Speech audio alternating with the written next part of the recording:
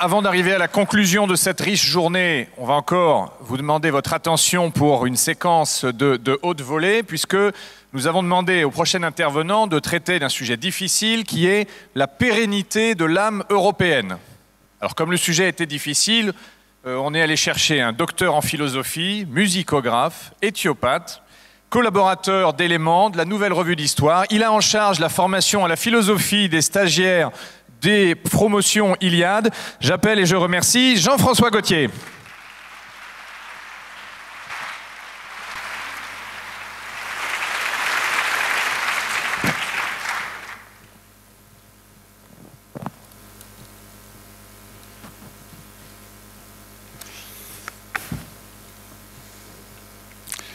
L'âme européenne,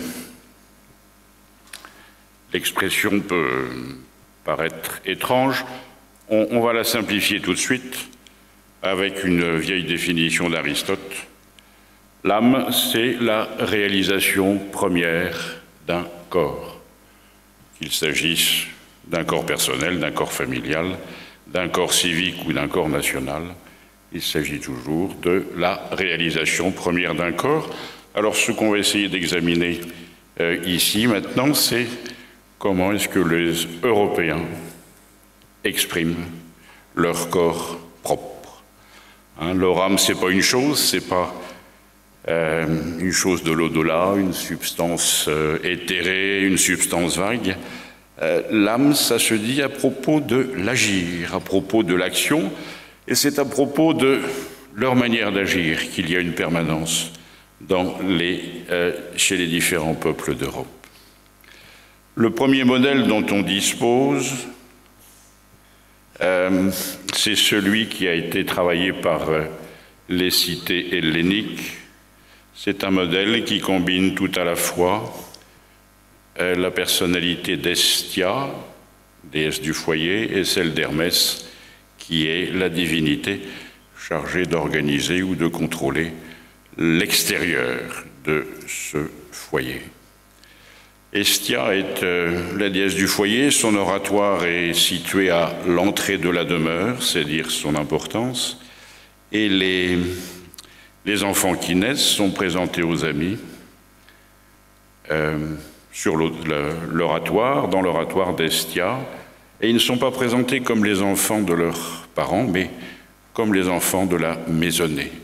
C'est-à-dire qu'on commence là, par une identité qui est une identité collective et pas une identité individuelle ou individualisée. Hestia n'est pas non plus individuelle ni individualisée, elle fonctionne avec une autre puissance divine qui est celle d'Hermès.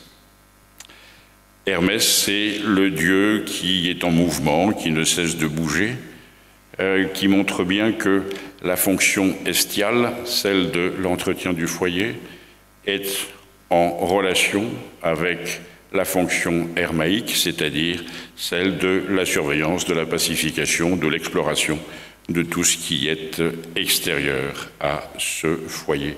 On en a des représentations très anciennes. Vous voyez ici un didrachme. Alors, c'est pas un trucage à la grecque où votre pièce vaut 2 fois plus qu'un drachme. Donc, ça pèse 2 fois plus. Et alors, sur ce didrachme, vous avez la corrélation des deux divinités qui sont liées comme un bicéphale. L'un n'est pas pensable sans l'autre. La manière de tracer, construire l'espace propre aux maisonnées européennes combine deux fonctions, c'est ce que les mathématiciens d'aujourd'hui appelleraient des fonctions composées, l'une n'est pas séparable de l'autre. Alors les personnages sont sur l'avers et sur le revers. Bon, il y a l'origine, un Ténédos qui est donc une presqu'île qui est en Troade, et il y a, j'ai amené un petit truc technique, voilà, ici la grappe, alors qui n'est pas le symbole de Dionysos, mais le symbole de celui qui a nourri Dionysos, c'est-à-dire Hermès. Et de l'autre côté, il y a un oiseau, c'est un oiseau, symbole qu'on retrouvera tout à l'heure, symbole des fonctions de Hestia. Alors ça a pris une importance assez considérable dans le monde grec, puisque même dans la cité, alors on mettait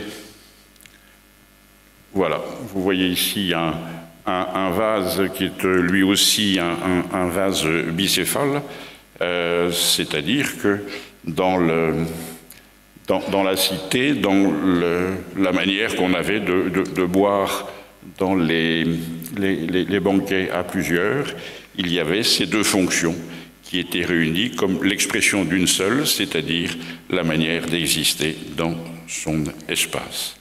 Et vous voyez que ce qui est tout à fait extraordinaire dans ce monde grec, dans ce monde hellénique, pardon, c'est que l'on va fonctionner avec le même type d'organisation mentale dans le monde civique. C'est-à-dire que dans la cité elle-même, il va y avoir un hôtel d'Estia, un tolos, un hôtel circulaire, dans le Prytanée, c'est-à-dire dans l'hôtel de ville, la maison commune, l'hôtel de ville, c'est ça. Et cette Estia-là veille sur le bien commun, sur l'oikos de la cité. Et il y a aussi un rôle hermétique qui est confié à celui qui surveille les alentours et qui trace les routes, s'occupe de la diplomatie, s'occupe des échanges et fait en sorte que la sécurité de la cité soit avertie, ou tout moins qu'elle soit avertie de ce qui se passe à l'extérieur.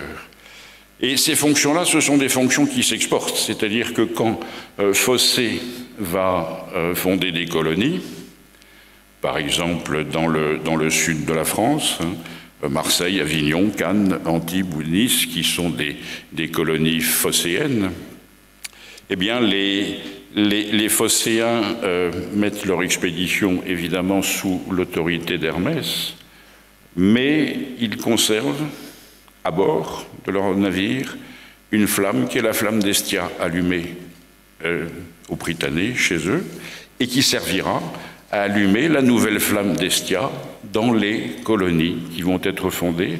Il y a là une continuité du bien commun, du territoire commun. Un phocéen de pure souche peut aller à Nice, enfin pouvait aller à Nice, Marseille, Avignon ou Cannes en restant chez lui, puisque c'était la même Estia qui veillait aux destinées. Alors ce modèle-là, c'est quelque chose que les Romains vont reprendre, mais à une autre échelle. La différenciation que feront les Romains entre le territoire de l'Empire et l'extérieur, avec la séparation des limes, des frontières, le critère va être la citoyenneté.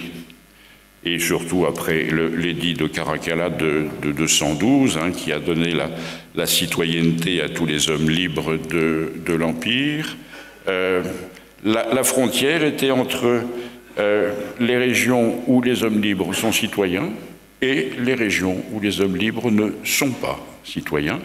Et cela, c'est autre chose que chez nous, c'est autre chose que notre territoire, et c'est évidemment là qu'il faut faire attention à ne pas être attaqué, à ne pas être pris au dépourvu.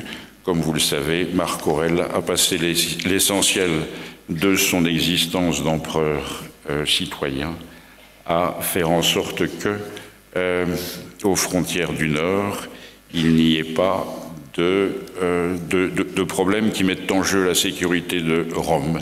Et vous voyez là combien, à 2 siècles de distance, c'était encore l'esprit de César qui continuait à subsister. César a dit « J'appelle Gaulois tous ceux qui habitent les terres que j'ai conquises, au-delà, c'est la Germanie. » Bon, c'était un critère un peu simple, que lui reprochent les historiens d'aujourd'hui, puisque de l'un et l'autre côté du Rhin, c'était la même civilisation celtique, et de la frontière qu'il a fabriquée, lui, sur le Rhin, ont malheureusement, cette frontière-là a décidé de nombreux conflits qui probablement n'auraient pas dû être. Mais c'est cette mentalité spécifique que l'on trouve chez les cités helléniques et que l'on retrouve dans Rome. Il y a le chez nous et il y a l'extérieur. L'important, c'est de bien frontaliser tout ça et de faire en sorte que l'extérieur ne vienne pas nous ennuyer chez nous. Alors on pourrait dire, bon ben écoutez, tout ce que vous racontez c'est bien gentil, mais c'est un peu ancien, en quoi ça nous concerne? Je voudrais simplement vous dire que tout cela, ça subsiste dans les mentalités des Européens. Je vais vous en donner plusieurs exemples. En voici un, voilà, qui est une annonciation de Carlo Crivelli, bon 15e siècle italien. Les Italiens ont commencé à apprendre à peindre grâce aux techniques de perspective géométrique qui avaient été mises au point par Brunelleschi pour la construction du dôme de Florence au début du 15e siècle. Bon, il y a 6 ou 7 annonciations de Botticelli qu'on aurait pu voir. Il y en a 2 ou 3 de Piero della Francesca. J'ai choisi celle-là parce qu'elle est assez explicite et elle vous montre comment subsiste dans ce 15e siècle italien un monde qui est très exactement celui des cités helléniques de 22 siècles avant. Vous voyez ici le monde d'Estia. Il est caractérisé par la chambre qu'on voit au fond, il y a de la nourriture, du matériel de cuisine. Et ici, le monde d'Hermès, qui est accompagné du saint protecteur d'Ascoli, qui est la ville qui est ici représentée. Il s'agit bien du monde d'Hermès. Regardez ici en haut, vous avez un pan. Ce pan, il a une queue qui est caractérisée par tout ce qu'on appelle ces taches circulaires qu'on appelle des ocelles. C'est Héra, l'épouse de Zeus, qui, après que Hermès ait liquidé le titan Argos, qui était le titan aux 50 pères dieux, a repris les yeux et les a répandus sur la queue des pans. Le pan est bien l'oiseau d'Hermès. Vous avez au-dessus de lui une petite cage avec un oiseau messager qui est celui qui fait le lien entre le domaine d'Hestia et le domaine d'Hermès. Et il y en a un qui est prêt à s'envoler ici, qui va pouvoir établir des rapports entre les deux. Alors vous voyez, si vous regardez bien les jeux de perspective, que l'ange et San d'Egidio, si l'on suit la ligne du bas, sont très en arrière par rapport au personnage d'Hestia. L'un et l'autre ne se regardent pas, et il y a bien là 2 espaces différents qui sont parfaitement figurés et qui sont le moteur même de la dynamique de la construction de l'espace chez les Européens. Pour vous montrer que cela persiste au-delà de la Renaissance italienne, voici un tableau de Vermeer. C'est la femme aux luttes. Alors cette femme aux luttes, comme la plupart des intérieurs de Vermeer, on aurait pu en passer une dizaine si on avait eu du temps, comporte en arrière une carte. Dans beaucoup de tableaux de Vermeer, ce qu'il y a au mur, c'est une carte des Provinces-Unies, que nous appelons les Pays-Bas. Cette carte est intéressante parce que c'est une carte de l'Europe. Alors, elle n'est pas tout à fait complète dans ce tableau de Vermeer, mais c'est une carte qui est due à Johann Blaeu, qui est un cartographe imprimeur d'Amsterdam de la même époque. La carte date de 1659 et le tableau, d'après les historiens de la peinture, date de 1662. On est vraiment avec du matériel très récent. Et cette carte va de l'Atlantique à l'Aube, c'est-à-dire au contrefort de l'Oural. Et 3 siècles avant l'autre, Vermeer s'occupait déjà de l'Europe allant de l'Atlantique à l'Oural. Il y a autre chose là-dessus. Il y a des bateaux qui sont figurés. Cela veut dire quoi? Cela veut dire que Vermeer pense aussi à ce qui rend possible la tranquillité figurée de l'intérieur néerlandais. Cette tranquillité figurée, elle a une condition qui est une condition sine qua non, et cette condition, c'est l'existence de la Compagnie néerlandaise des Indes orientales, c'est-à-dire la maîtrise d'un monde extérieur sans lequel le monde propre n'existerait pas. il y a là, encore une fois, une permanence de ce que nous disaient les antiques. Vous avez ici deux autres tableaux. Alors ceux-là ne sont pas de Vermeer, encore que celui de gauche a été attribué à Vermeer, puis à Gabriel Metsu, puis à Vermeer, puis à Gabriel Metsu. Il y a des modes même chez les experts. On va s'intéresser d'abord au tableau de droite, qui est intéressant parce qu'on a ici une femme lisant une lettre, et donc elle a des nouvelles de l'extérieur, c'est-à-dire de son monde d'Hermès à elle. Et pour insister sur la condition de possibilité de cette lettre même, la servante dévoile un tableau qui est un tableau marin. Il n'y a pas de possibilité d'être chez soi si on n'a pas aussi la maîtrise des mers. Ça, c'est encore une leçon typiquement européenne. Un petit détail, juste pour l'amusement, il y a ici une lettre dans la main de la servante. Quand on agrandit tout cela, on voit Metsu, c'est-à-dire que le peintre signe son œuvre, et juste au-dessous, il y a Amster Port, dans le port d'Amsterdam, 3 siècles avant Jacques Brel. Sur le tableau de gauche, vous voyez quelque chose alors qui évoque évidemment le travail de la Compagnie néerlandaise des Indes orientales, à savoir un tapis d'Orient qui, à l'époque, n'est pas un objet qui se met par terre et qui est foulé aux pieds, c'est un objet, un élément de décoration, un élément de décor, et il est le plus souvent, évidemment, posé sur les tables. Il y a quelque chose qui est très important dans ce tableau, c'est ce qu'il y a derrière la fenêtre. Derrière la fenêtre, il y a une map monde qui est due au même imprimeur que la carte de l'Europe que nous avons vue tout à l'heure. Et cette map monde, elle a l'air de rien, mais c'est Terrarum Orbis Universus, l'orbe entière de la Terre. Ce qui est important là-dedans pour la suite de l'histoire européenne, c'est l'universus. Pour un Néerlandais de l'époque, l'universus, c'est la globalité de l'horizon qui reste à conquérir. Pour un idéologue, ça va être la transformation de la citoyenneté nationale dans différentes nations en citoyenneté universelle. Il va y avoir un glissement de sens de la représentation cartographique de l'horizon d'Hermès à la représentation juridique de ce qu'est la personne humaine. Ce glissement, il ne s'accomplit pas à la même époque, mais il commence à la même époque. Il commence à la même époque avec deux intellectuels, deux philosophes, Spinoza, qui inaugure la raison universelle, et John Locke. Alors Spinoza, lui, est un dissident à Amsterdam de la synagogue, et John Locke, lui, est un dissident anglais presbytérien qui habite lui-même à La Haye et qui met au point un concept nouveau qui, contrairement à ce que racontent tous les professeurs de philosophie, n'est pas redevable à Descartes, mais bien à John Locke, le consciousness, ce qu'on appelle la conscience.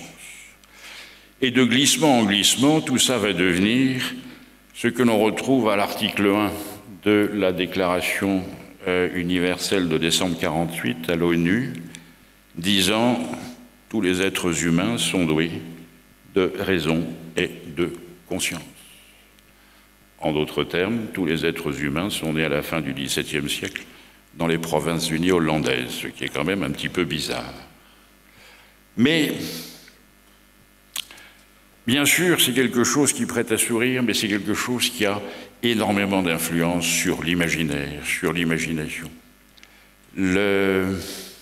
L'anthropologie moderne nous a bien fait comprendre, que ce soit celle de Lévi-Strauss au Collège de France, que ce soit celle de Maurice Godelier à l'École pratique des hautes études, ou à nouveau celle de Philippe Descola au Collège de France, montre bien que l'assertion selon laquelle tous les hommes pensent de la même manière et fonctionnent de la même manière est une assertion totalement absurde.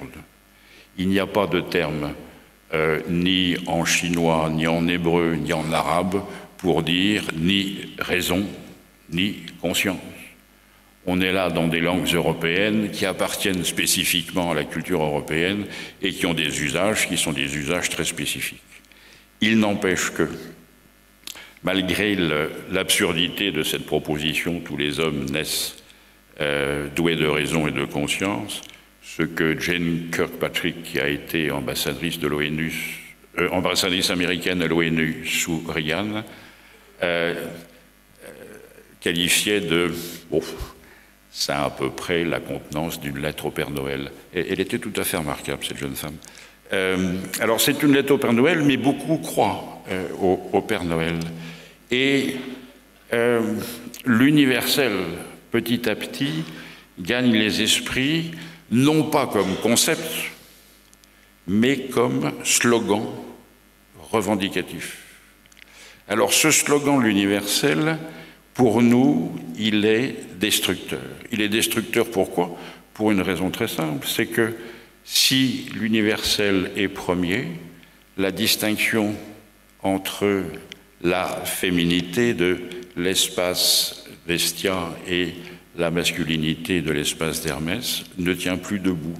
Ce qui nous fonde en tant qu'être collectif et qu'être politique est attaqué en son fond, en son fondement, par cette référence à un universel que personne n'a jamais vu et auquel personne n'a jamais serré la main.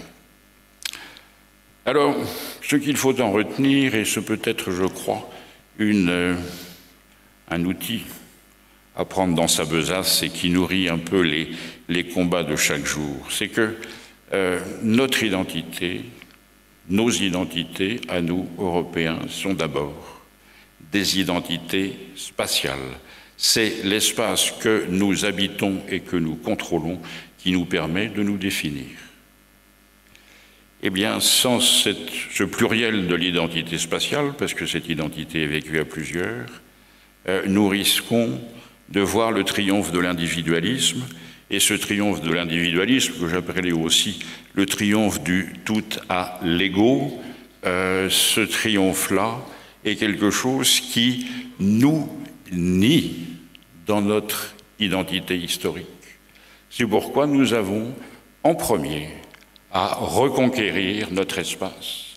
Notre espace est à reconquérir dans la pluralité de ces acceptions. D'abord, comme espace symbolique, il y a quelque chose que nous avons à transmettre qui ne peut se transmettre que par l'instruction, et il faut exiger que cette instruction soit assurée par l'État qui a la mission de s'en occuper. Là, il y a au moins 2 quinquennats, voire 3, sinon 4, assurés, avec réélection assurée pour ceux qui cherchent cela. Et puis, il y a un autre domaine à reconquérir qui est notre espace géographique. Il est à reconquérir, cité par cité, pour réimposer, escalier par escalier, le respect de ce qui fait la régulation de notre oikos, de notre bien commun, c'est-à-dire le droit. Voilà ce qu'est notre liberté de militant.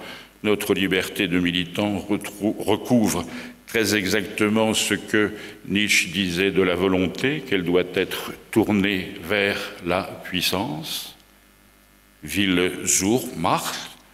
Eh bien, notre liberté doit aussi être retournée vers notre puissance, puisque c'est notre seule manière d'exister. Je vous remercie. Merci.